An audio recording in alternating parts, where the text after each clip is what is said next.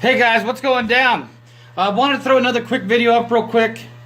I don't know if you guys watch Charles Walton, but he's good. He's looking for the truth. I talked to him yesterday on the phone. He posted a video of a guy that called, that supposedly hit, the gentleman that called was Wade Haselden or something like that, Haselden or whatever. But he said he was in the room right below Paddock, and that he could hear the Paddock pulling the bolt back, but it wasn't Paddock, it was somebody. But can you really hear pulling a bolt back in the room below?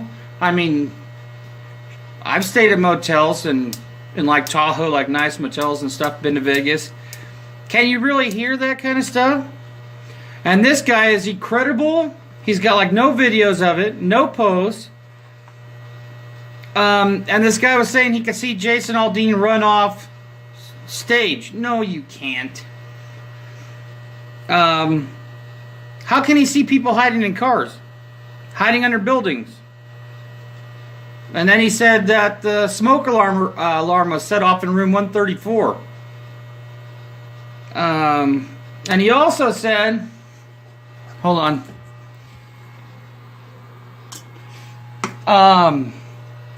that the police showed up 45 minutes after the shooting started.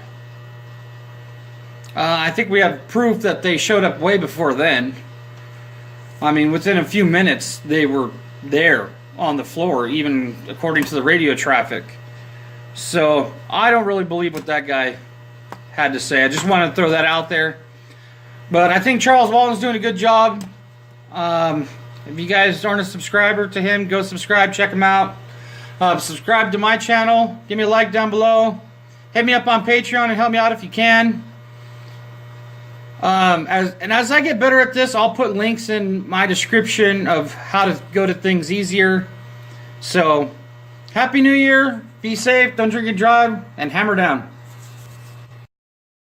What's going down, guys? So, in one of my previous videos, I talked about Wade Haselden, how they interviewed him and he was supposedly in the room below and all that, and we didn't know his credibility or anything. Well, a person contacted me, one of his family members, last night, and we emailed back and forth for a while. And so I'm going to tell you guys what she told me, and we'll go from there. So, Wade was in the room 2 rooms over, 1 room down from the shooter's room. And I'm thinking she's talking about 135. So, his colleague that he was there with for work was directly below, I want to say 134. So, neither one of them never seen falling glass or muzzle flash. Or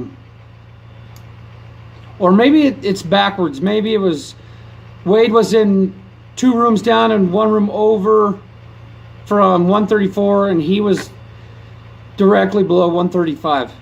I'll have to confirm that. I probably shouldn't shake my pen, but so Wade heard 20 to 30 shots initially, followed by a metallic sound. It could be the cycling of a rifle, he said. Then the firing began again. He never heard the first like 5 or 6 single shots, which is kind of weird, right? That makes you scratch your head. And the correction on the time that the police showed up was 5 minutes after the shooting began. So then she went in to talk about what kind of guy he is, and that, how, to give a little background on his credibility. He's an Air Force veteran that enlisted right after 9/11. He did 2 enlistment terms. He did 2 tours in Iraq and Afghanistan and 2 tours in South Korea. Then she talked about his character. She said that he moved, him and his wife and kids, back to Maine from Texas so the kids could be like a better upbringing where the kids could grow up next to her family. And then she said that he's not just a person to make things up and to get 1 minute of fame. So I felt pretty privileged that she contacted me and emailed me about it. That shows that maybe people can see that they can trust me. I'm not going to give personal info out. But I emailed her back again this morning and told her thank you again and have a great day. And if she can get any more, then I'll give it to you guys. So wanted to throw that out there real quick. Hope you guys enjoyed this. Support me on PayPal Me, Patreon. Subscribe to my channel. Give me a like down below. Comment. And I'll see you guys on the next one. Hammer down. In a matter of seconds, a country music festival turned tragic. A storm of gunfire raining down upon an innocent crowd. I know, but I have to stand up. He was shooting everybody, and there was dead people everywhere, and I don't even know what was happening. He was just shooting randomly. It started at 10:08 p.m. The first reports of shots fired as singer Jason Aldean performed. Initially, there was confusion, many wondering if the sounds were part of the show. It's fireworks!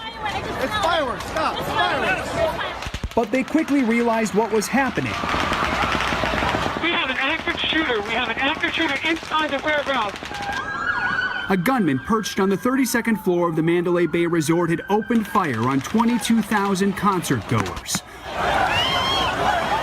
We got about 40 to 50 people were pinned against this wall.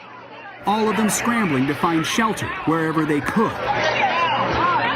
Boom, and then one after the other, and we were laying down on the floor. I didn't know to get up, to run, to stay, to duck. Get down, get down. At 11:20, an hour and 12 minutes after the shooting began, the SWAT team busted into the gunman's hotel room. All units on the 32nd floor, SWAT has explosive breach. Everyone in the hallway needs to move back. All units move back. Breach.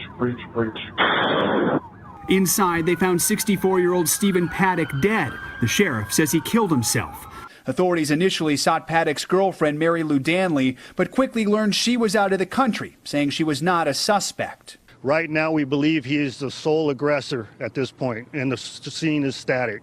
Law enforcement officials believe Paddock fired out of 2 adjoining rooms using a device similar to a hammer to smash the windows. Authorities say they found more than a dozen weapons inside those rooms. As the chaos unfolded, our team was actually staying in the Mandalay Bay Tower under lockdown. There are flashing red and blue lights everywhere as this area has been flooded by police and emergency responders. We were 6 floors above the gunman, who was on the 32nd floor of the hotel, firing across Las Vegas Boulevard toward the concert. The stage 400 yards from the hotel, with the crowd gathered in front, many then fleeing to the festival's main entrance. It was very scary at the time, and then I got my wife up. As I got her up, 2 guys came running by that were carrying a girl or somebody that was all bloody, and it looked like they had been shot. In the end, a massive loss of life and hundreds injured in the worst mass shooting in modern American history.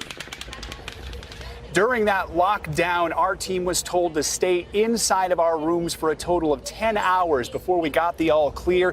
In that time, on 2 occasions, looking through the peephole, we could see police going down the hallway, one of those times with guns drawn. Then, Lester, on a 3rd occasion, police returned, knocking on all of the doors to check and make sure that all of the guests were okay. All right, Joe, thank you. By now, we know about the chaos and carnage outside of the Mandalay Bay Resort. Now details about what happened during and after the shooting from inside the hotel, where the actions of a lone gunman devastated the lives of so many innocent people.